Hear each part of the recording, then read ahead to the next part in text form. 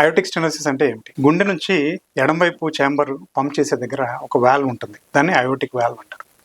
ఇది వయసుతో కాల్షియం అది డిపాజిట్ అయ్యి సన్నగా అయ్యి బ్లడ్ ఫ్లోకి అడ్డుపడుతూ ఉంటుంది. దీన్ని అయోటిక్ స్టెనోసిస్ అంటాం. అయోటిక్ స్టెనోసిస్ ఉన్న ప్రధాన లక్షణాలు ఏంటంటే, ఇది సివియర్గా ఉన్నప్పుడు మనం నడుస్తున్నప్పుడు ఆయాసం రావటం, నడుస్తున్నప్పుడు ఛాతీలో బరువుగా నొప్పిలాగా రావటం, ఆర్ సడన్గా గిడ్డినెస్, కళ్ళు తిరిగి పడిపోవటం, ఇవన్నీ ప్రధాన లక్షణాలు. అయితే అయోటిక్ స్టెనోసిస్కి కరెక్ట్ టైంలో దాన్ని ట్రీట్మెంట్ ఇవ్వాలి. ఎందుకంటే దీన్ని మనం రికగ్నైజ్ చేయకపోయినా, ట్రీట్ చేయకపోయినా ఇది హార్ట్ ఫెయిల్యూర్ కానీ సడన్ కార్డియాక్ అరెస్ట్ కానీ దారితీయవచ్చు.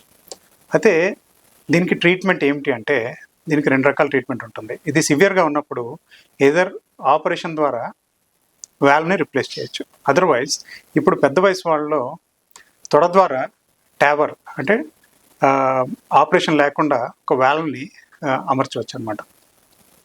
ఇవన్నీ చాలా అధునాతనమైనవి, చాలా ఎఫెక్టివ్ ట్రీట్మెంట్స్. దీని ద్వారా పేషెంట్ చాలా కాలం ఇబ్బంది లేకుండా బతకగలుగుతారు.